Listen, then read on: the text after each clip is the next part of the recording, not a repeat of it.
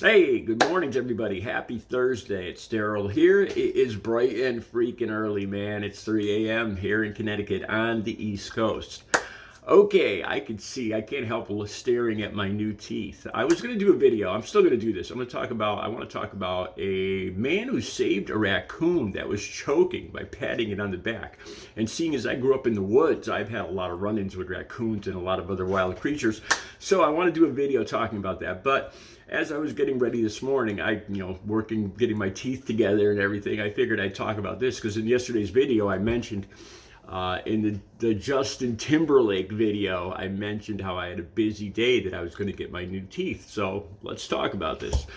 Okay, it's been 17 years and about, I think it's 7 or 8 months since October 23rd of 2006, which was the last time I used. And I kind of forget how badly addicted I was, how badly I hurt myself, how in such bad shape, the bad shape that I was in when I got clean and sober. Every tooth in my mouth was rotted out, mainly from using cocaine. If you use crack cocaine or methamphetamines, you grind your teeth, and that's what I did. I grew up and I never really had good teeth. I don't know why. It was no fluoride in the water or whatever, but I never really had great teeth. I had a lot of cavities when I was younger. And I started using coke when I was 18 years old. And then I started smoking it. And I still remember nights where I would go to bed, or I'd try to go to bed and go to sleep, and I'd be grinding my teeth. And I would actually hear my tooth break.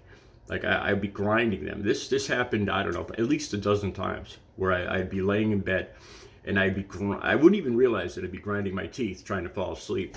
And I would hear it crack, and I'd feel it like my mouth move, and the crack, and I would spit out a piece of my tooth. Like I said, this is at least a dozen times.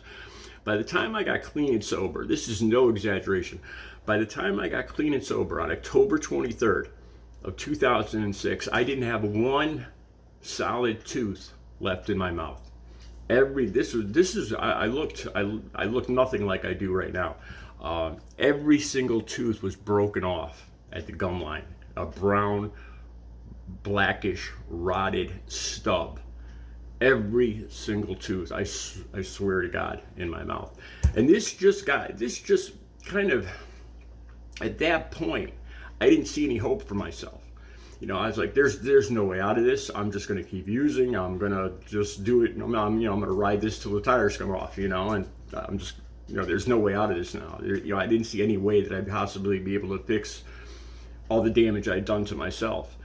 And I started going to a methadone clinic. And the methadone clinic I went to here in Connecticut, actually, they had several different buildings throughout the state. There was the main building in Hartford, and they actually had a dental program. They had a UConn professor, a professor of dentistry, that would come down and donate her time. This great black woman that was a professor at the University of Connecticut. And they would have students work on teeth, and you still had to pay something. So after I got clean and sober for, I think it was about maybe 8 or 9 months, I decided to start getting my teeth done. And this was one of the most, whenever I'm faced with a hard thing, with something hard to do, still, like these days, I think back to those days when I had to have all the roots. I was wide awake. They wouldn't give me, the only thing they would give me is Novocaine. There was no pain medication, not putting me to sleep or anything like that, because I was an addict. And it was a methadone clinic. And these two students started by pulling out and it was hard to get a grip on the stubs of my teeth. And I was in that chair for 2 days, for about 6 hours each day.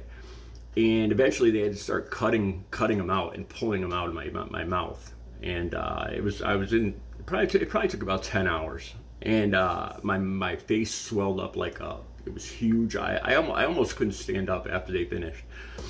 And whenever I faced like a hard challenge nowadays, I think back to that. And I'm like, if I could do that, I could do anything. This is the third set of teeth that I've gotten in the last 17 years. The first set, like I said, was through the methadone clinic. And of course, it probably wasn't the best set. I think they cost about $900 for the whole thing, for the teeth, having all my teeth out and the new dentures. My second set cost about, I think it was like $2,500. And these are the top of the line. I think I'm still having a hard time talking. I think, this is the first day I'm wearing them, so I think they're rubbing a little bit. I'm getting used to talking a little bit, so I might sound a little different this morning.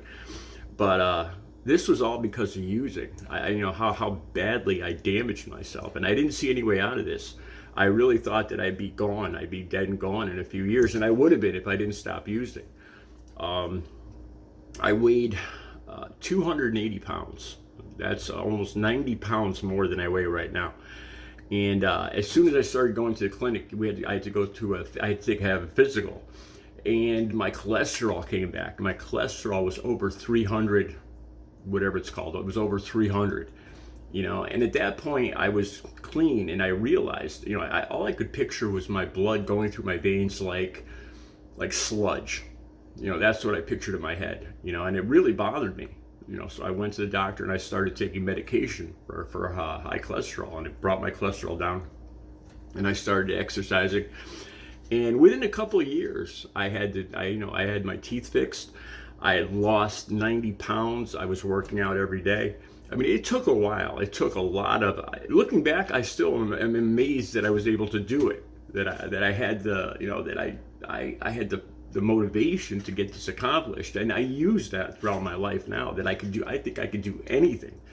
I think back to sitting in that dental chair with these two students. There was blood all over the tray. There was just pieces of broken brown tooth all over the tray, and blood, and like pieces of the roots of my, just pieces of all sorts of stuff that came out of my mouth on the tray, and my face was all swollen. I thought I was going to bend the arms of the dental chair because I was just gripping them so hard as I was sitting in that chair, and they just kept putting more Novocaine into more shots into my mouth because that's all they could give me. When I went home that night, they asked me if I wanted, they were willing to give me one or maybe two, I think it was Vicodin or Percocet, for the pain, just, two, because my face was so swollen I could barely stand up, and I refused them. Like I said, when I'm faced with anything today, I look back at that, and if I could do that, I could do anything. Recovery is totally possible. I wish I had pictures of who I was back then. You guys wouldn't even recognize me. I used to cut my own hair too. I wouldn't use the money for barbers or to go to the dentist or go to the doctor or anything like that. I didn't go to the doctor or the dentist for 2 decades. I didn't go to the barber for 2 decades. I started smoking, and I had all burns, like all my clothes had cigarette burns in them. Seriously, this is, you would never believed what I looked like. I wish I had pictures. Recovery is possible. I hope I get used to my new teeth. All right, I'll be back later with that raccoon video. You guys have a good Thursday.